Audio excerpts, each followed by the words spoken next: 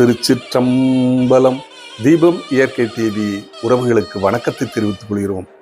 நாம் இந்த வீடியோவில் நம்ம கோயம்புத்தூரில் ராமநாதபுரம் ஒலம்பஸ் 100 ரோட்டுக்கு பக்கத்தில் அருமையான ஒரு 108 கோபூஜை விழா மிகச்சிறப்பாக ஏற்பாடு பண்ணியிருந்தாங்க. அதைத்தான் பார்க்க போகிறோம். உலக நலன் வேண்டி, உலக அமைதிக்காக இந்த வேள்வியை மிகச்சிறப்பாக ஏற்பாடு பண்ணியிருந்தாங்க. அப்படியே அந்த ஷெட்டோட அந்த பக்கம் போனோம்னா மிகப்பெரிய ஒரு அரங்கம். அங்கே அரங்கத்திலே நமது அம்மையப்பர் காட்சியளிக்க, 63 நாயன்மார்கள் காட்சியளிக்க அற்புதமான ஒரு காட்சியை நாம் பார்க்க போகிறோம். அது மட்டுமல்ல, பல ஊர்களிலிருந்து திருப்பெருந்துறை ஆதீனங்கள் இங்கே எழுந்தருளி இந்த கோபூஜை எதற்காக செய்யப்படுகிறது, அதன் பயன்கள் என்ன, நமது கலாச்சாரம், பண்பாடு, பாரம்பரியம் என்ன என்பதை அருமையாக விளக்கி பேசியிருக்கிறார்கள். ஒவ்வொருவரு பேசியதையும் நான் தனித்தனியாக வீடியோவாக பாகங்களாக போடுகிறேன். அவசியம் பாருங்கள். நல்லது எந்த அளவுக்கு நாம் பார்க்கிறோமோ, நம் மனதிலே சஞ்சலங்கள் நீங்கி மன அமைதி ஏற்பட்டு ஆன்மீகம் நமக்கு தலைத்தோங்கும். ஆன்மீகம் உள்ளே வர வர நமது வாழ்க்கை சிறக்கும். தொடர்ந்து பாருங்கள். சொற்பொழிவு வேளக்குறிச்சி ஆதீனம் சத்தியநாராயண சுவாமிகள். பொன்னும் மெய்ப்பொருளும் தருவானை, போகமும் திருவும் புணர்ப்பானை, பின்னையன் பிழையை பொறுப்பானை, பிழையெல்லாம் தவிர பணிப்பானை, இன்ன தன்மையன் என்று அறிய ஒண்ணா எம்மானை, இழிவந்த பிரானை, அன்னம் வைகும் வயல் புலனத்து அணி ஆழ்வானை மறக்கலுவாமே. எல்லாம் வல்ல சிவபெரும்பொருள் துறை கொண்டு மிகச் சிறப்பாக கொங்கு நாட்டில் கோவை மாநகரில் இன்றைக்கு அதி அற்புதமான வேத வேள்வியோடு சிவாகம சீலர்கள் முன்னின்று இந்த 108 தேசிய கோமாதா வழிபாட்டை அற்புதமாக நடத்தி இருக்கின்றார்கள். இதனை மிகச் சிறப்பாக ஒருங்கிணைத்து அற்புதமாக இந்த அமைப்பினர் இதை செய்ததோடு மட்டுமின்றி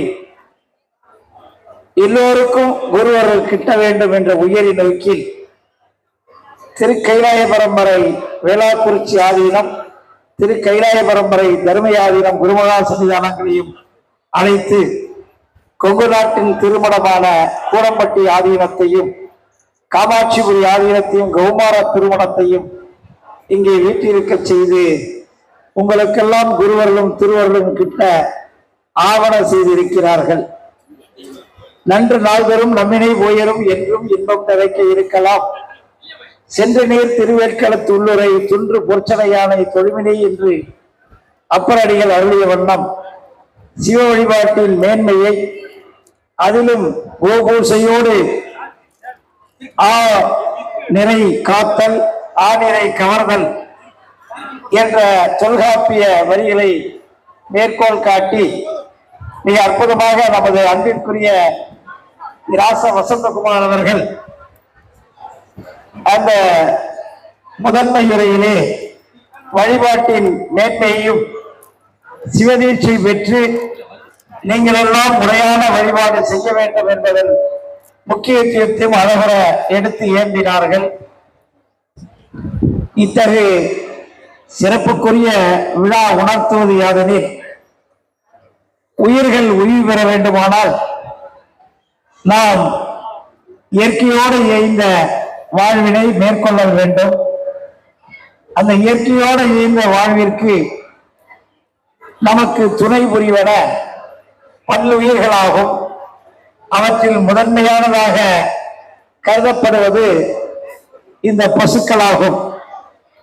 இந்த பசுவை வழிபடுவதன் வாயிலாக அனைத்து தேவர்களையும் ஒருங்கே வழிபட்ட புண்ணியத்தையும், நாம் பல்வேறு திருத்தலங்களையும் பல்வேறு புனித நீர்நிலைகளையும் நீராடிய புண்ணிய பயனையும், ஏன் கைலாயத்தை வழிபட்ட சிறப்பனையும் இந்த பசு வழிபாடு கோபூசை நமக்கு தருவதாக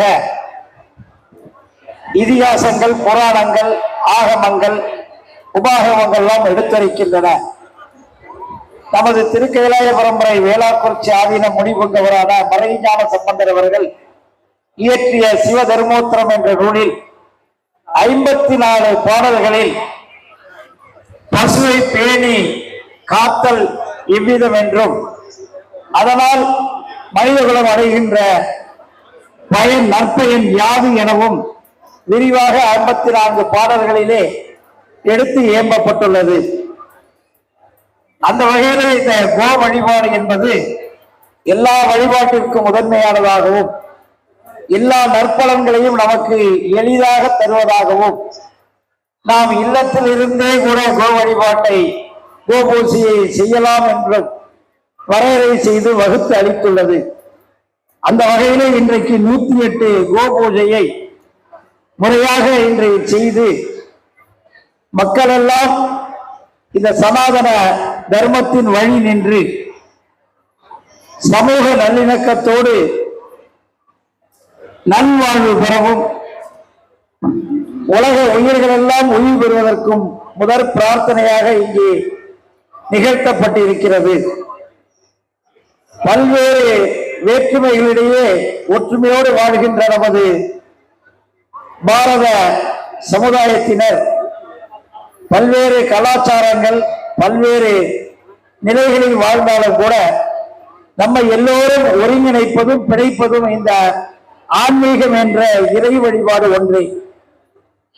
அவரவர் நிலையில் அவரவர் பின்பற்றுகின்ற சமய கோட்பாடுகளை நாம் பின்பற்றுவதற்கு நமக்கு சம உரிமையை தருகிறது நமது இந்திய அரசியலமைப்பு சட்டம். அந்த நாள்தான் நாம் எல்லோரும் சகோதரத்துடனும் சமத்துவத்துடனும் மிக அருமையாக ஒற்றுமையுடனும் ஒருமைப்பாட்டினுடனும் வாழ்வதற்கு வழிவகை காணப்பட்டுள்ளது.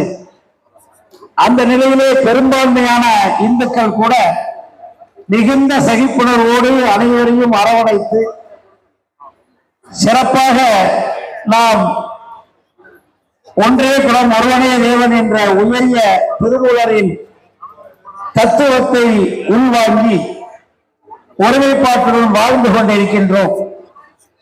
அவற்றுக்கு உறுதுணை புரிவதாக இத்தகைய வழிபாட்டு நிகழ்வுகள் வகுத்து அளிக்கப்பட்டு முறையாக செம்மையாக இன்றைக்கு நிகழ்த்தப்பட்டு இருக்கிறது. நமது சமூகம் ஒற்றுமையுடைய நிகழ்வதற்கு அடிப்படை நல்லிணக்கத்தோடு வாழ்வதற்கான நெறி அன்பு நெறி. அந்த அன்பு நெறியை உணர்த்துவதால் நமது சைவ சமயம். அந்த அன்பே சிவமாக கூறின நன்றி என்று திருமூலர் நமக்கு குறிப்பிட்டு அருள்கின்றார். அந்த அன்புதான் நம்ம எல்லோரையும் ஒருங்கே வழிநடத்தி சென்று கொண்டிருக்கிறது. அவர்தான் உலகளாவிய வழிபாட்டு நெறி சைவம் மறந்து பட்டு நிலவுகிறது. நமது சமய சான்றோர்கள் சமயாச்சாரியார்கள் சந்தனாச்சாரியார்கள் எல்லாம் உலகளாவிய சிந்தனையில்தான் அவர்களது சிந்தனைகளை சித்தாந்தங்களாகவும் தோத்திரங்களாகவும் நமக்கு வகுத்து அளித்துள்ளார்கள். இதனையேதான் நமது வடமொழி வேத ஆகமங்களும் வலியுறுத்துகின்றன. அந்த வகையிலே அவரவர் நிலையிலே அவரவர் வழிபாட்டு நிலையிலே நாம் மேற்கொள்ளும் போது நாம் உன்னத நிலையை எய்தி எல்லோருக்குமான ஒரு நல்ல இன்பத்தை நாம் வழங்குவதற்கு நமது சமயம் வழிகொள்கிறது என்று அறுதியிட்டு சொல்லலாம். நமது பாரத பண்பாடு கலாச்சாரம் நிலைத்திருக்கும் வரைதான் உலகில் சமநிலை நிலைத்திருக்கும். அந்த வகையிலே இது போன்ற விழாக்களை பல்வேறு பகுதிகளில் தொடர்ந்து இவ்வமைப்பினர் நடத்திட வேண்டும். அதன் வழி மக்களிடையே ஒற்றுமை உணர்வையும் ஒருமைப்பாட்டு உணர்வையும் மேலோங்கிட செய்திட முடியும். இந்த வகையிலேதான் நமது அருளாளர் பெருமக்கள் நல்லதொரு கருத்துக்களை வழிபாட்டு பாடல்கள் வழி சமயம் சார்ந்து மக்களின் உன்னதமான வாழ்வியலுக்கு வழிகாட்டி இருக்கின்றார்கள். இந்து சனாதனம் என்பது ஒரு வாழ்வியல் நெறியாக கொள்ளப்படுகிறதே அன்றி அது ஒரு சமயத்திற்கு எதிரானதோ வேறு மதத்தினருக்கு ஆகாததாகவோ இல்லை. இந்த உலகளாவிய உன்னத நெறி, வாழ்வியல் நெறி எல்லோரையும் அரவணைத்து எல்லோரையும் நலம் வைப்பதாக இருக்கின்றதுதான் இந்த சனாதன தர்மம். இதை பாதுகாத்திட நாம் அனைவரும் ஒன்றுபட்டு செயல்பட்டிட வேண்டும். அப்பொழுதுதான் அமைதி, நல்லிணக்கம், சமூக ஒற்றுமை நிலவிட இயலும். அந்த வகையிலே நமது ஒவ்வொரு செயலும் பிறர் நலம் பேணுவதாக, அர்ப்பணிப்பு உணர்வுடன் கூடியதாக, நாம் தியாகத்துடன் நமது செயல்பாடுகளை செய்வோமானால் நம்மை வெல்லுவதற்கு யாராலும் இயலாது என்றே அறுதியிட்டு சொல்லலாம். அந்த வகையில் இந்த விழா குழுவினர் சிறப்பானதொரு நிகழ்வை இன்று தொடங்கி இருக்கிறார்கள். இது தமிழ்நாடு மட்டுமல்ல, பாரத தேசமெங்கும் தொடர்ந்து நிகழ வேண்டும். இவ்விழாவின் வாயிலாக இத்தனை பெருமக்கள் இன்றைக்கு புண்ணிய சீலர்களாக மாறியிருக்கிறீர்கள். நற்சிந்தனை தான் ஒரு மக்களை நன்னெறிப்படுத்த இயலும். அந்த நன்னெறிப்படுத்தப்பட்டு விட்டார்களே ஆனால் அவர்களுக்கு நல்வழி தானாக தோன்றும். பகலவனை கண்ட பணி விலகுவது போல ஒரு மனிதனின் உள்ளத்திலே நற்சிந்தனை தோன்றிவிட்டால் அவன் வாழும் நெறி நன்னெறியாகவும் அவனுடைய செயல்பாடுகள் எல்லாம் பிறர் நலம் பேணுவதாகவும் அர்ப்பணிப்பு, தியாக உணர்வுடன் கூடியதாகவும் அமையும் என்பதில் ஐயமில்லை. இந்த நிலையிலே இந்த நிகழ்வுகள் தொடர்ந்து நிகழ்ந்திடவும் இந்த சிறப்பான ஒரு நிகழ்வினை அமைத்த இந்த அமைப்பினர் தொடர்ந்து என் கடன் பணி செய்து கிடப்பதே என்ற அப்பரடிகளின் அருள்வாக்கிற்கு இணங்க தொடர்ந்து தொண்டாற்றிடவும் இவ்விழாவிலே பங்கு கொண்ட அனைத்து மக்களும், இவ்விழாவிலே கேள்வி எழுகின்றவர்கள், மேலும் இவ்விழாவிற்கு வர இயலாமல் இதனை கண்டு கழிப்பவர்கள் அனைவரும் எல்லோரும் எல்லா நலன்களும் பெற்று நீடிலிது வாழ நமது வழிபடு கடவுளாகிய அஜபா நடன தியாகேச பெருமாள் திருவடிமலர்களை சிந்தித்து அனைவரையும் ஆசீர்வதிக்கின்றோம். திருச்சிற்றம்பலம். கோமாதரம் நிகழ்விற்கு சிறப்பிக்க வருகை புரிந்துள்ள சிரவை ஆதீனம் கௌமார மடத்தின் தவத்திரு ராமானந்த சுவாமிகள் அவர்களை அன்புடன் நமது நிகழ்ச்சிக்கு வருக வருக என வரவேற்கிறோம். தற்பொழுது சிரவை ஆதீனம் கௌமார மடத்தின் தவத்திரு ராமானந்த சுவாமிகள் அவர்களை கௌரவிக்குமாறு புரோசன் பிரைவேட் லிமிடெடின் தலைவரும் நமது வரவேற்பு குழு உறுப்பினருமான திரு தனவேல் ஐயா அவர்களை அன்புடன் மேடைக்கு அழைக்கிறோம்.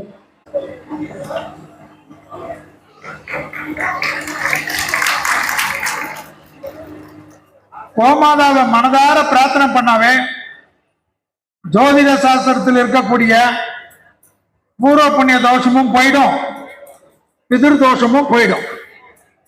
அதனாலதான் நான் எப்பயுமே சொல்லுவேன், வாரத்துல ஒரு நாளாவது அழகிய சுற்றுச்சூழல் நிறைந்த ரத்னம் கல்லூரி அருகில் மேம்பாலமடியில் மீனாட்சி கல்லூரி எதிர்ப்புறம் மலை சூழ்ந்த தீபம் நகர் பை ரத்தினம் மாநகராட்சி எல்லைக்குட்பட்டு டிடிசிபி அப்ரூவலுடன் தயாராக இருக்கிறது.